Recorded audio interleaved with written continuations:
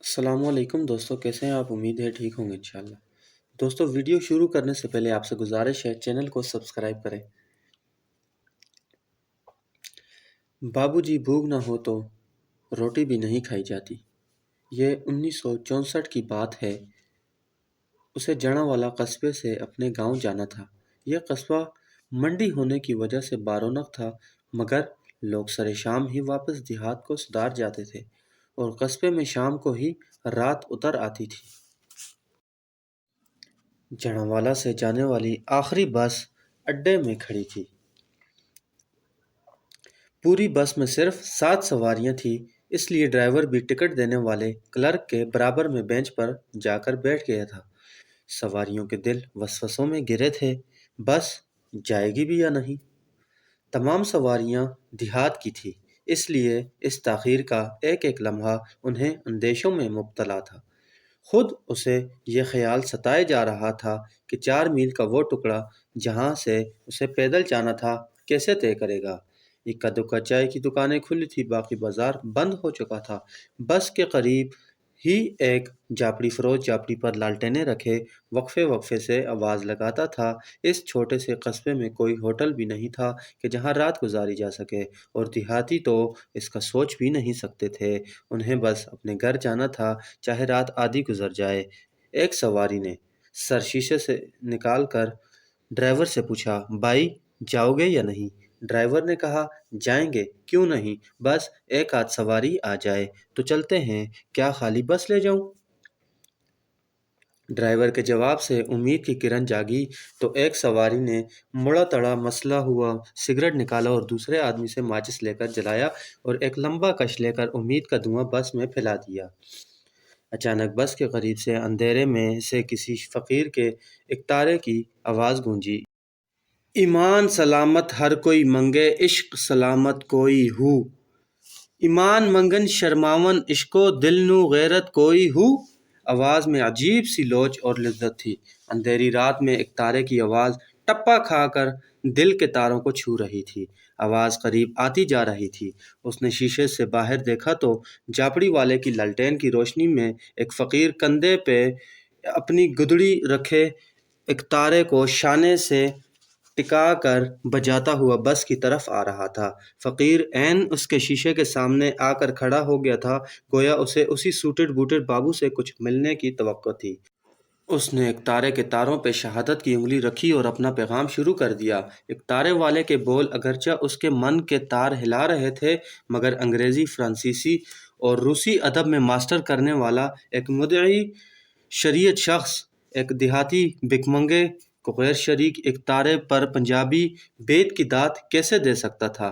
اس نے منہ دوسری طرف کر لیا، گویا کہہ رہا ہو کہ بابا جاؤ، معاف کرو، مگر بابا بھی شاید آیا نہیں، بھیجا گیا تھا کہ آج عشق کا پودا اس کے اندر لگا کر جانے کا تہیہ کیے بیٹھا تھا۔ اس کے اکتارے کی ہر ضرب کے ساتھ اسے یوں لگتا تھا جیسے ستارے بھی جنجنا اٹھتے ہیں، ساتھ اس کا دل بھی جھول رہا تھا۔ اس نے اپنے آپ سے سوال کیا، یہ عشق کیا ہے؟ یہ کیسی آرزو ہے کہ رومی، حافظ، اقبال سبھی اس کے آرزو مند رہے ہیں؟ اس سے پہلے کہ اس کا دل کوئی جواب دیتا، اکتارے والے نے پھر تان اٹھائی، اندر بھی ہو باہر بھی ہو، باہو کتھے سبیوے ہو، ریاضتاں کر کراہاں توڑے، خون جگر دا پیوے ہو، لکھ ہزار کتاباں پڑھ کے دانش مند سدیوے ہو، نام فقیر تنہا دا باہو، قبر جنہا دی جیوے ہو۔ اندر بھی وہی ہے، باہر بھی وہی ہے، پھر باہو کے لیے کون سی جگہ بچی ہے؟ فقیر تو اندر باہر اسے دے کر خود قبر میں جا کر جیتے ہیں، تب ہی فقیر کہلاتے ہیں۔ کرسی پر بیٹھے ڈرائیور نے اکتارے والے کو آواز دی، اے بابا ادھر آؤ۔ اکتارے والا اپنی نپی تلی رفتار سے چلتا ہوا ڈرائیور کی طرف چلا گیا، گویا کوئی اسے تیز قدم اٹھانے پہ مجبور نہیں کر سکتا تھا۔ ڈرائیور نے جیب سے کچھ نکال کر اسے دیا اور مزید لمبا ہو گیا۔ اس پر ایک سواری نے پھر پوچھا، استاد جاؤ گے نہیں؟ استاد نے ایک فلسفیانہ جواب دیا، ہم چلنے ہی کے لیے تو آئے ہیں، بس وقت آنے پہ چل دیں گے۔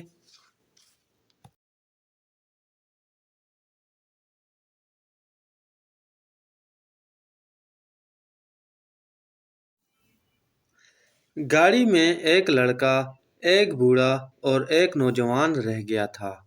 वो भी गाड़ी से उतर आया और बस के उल्टे रुख मुंह करके खड़ा हो गया, गोया वो दूसरे से कोई अलग थलग मखलूक था।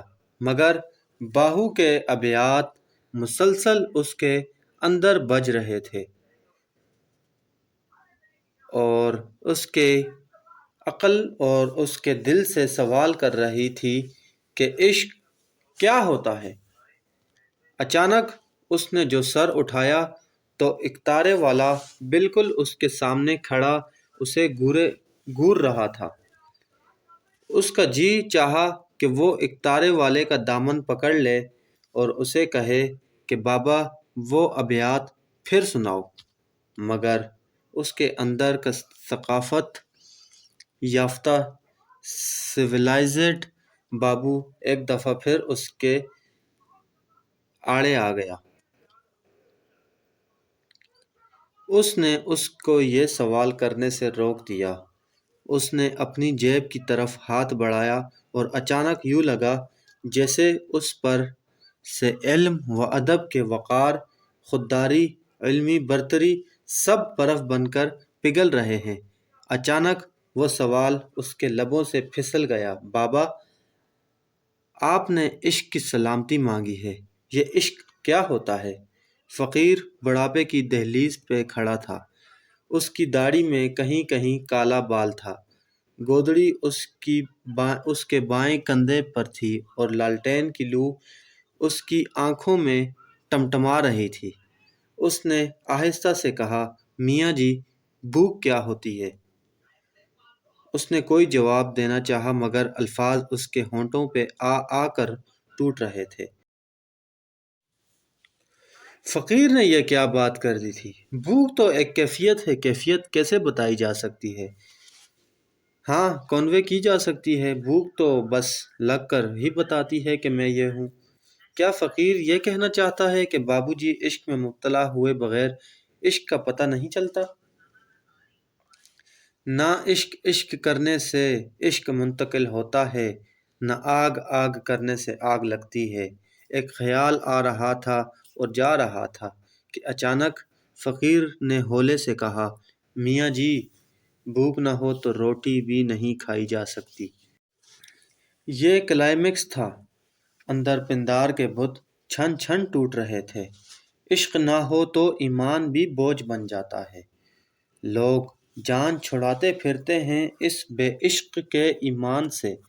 इश्क ईमान का किला है, वही इसका दिफा करता और इसकी खातिर जान देने का हौसला देता है। बेमुहब्बत का ईमान सिर्फ अब्दुल्ला इब्ने अबी पैदा करता है।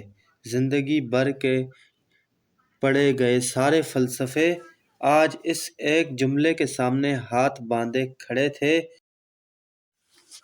बाबूजी, भूख ना हो तो रोटी भी नहीं खाई जाती, खाना बोझ बन जाता है।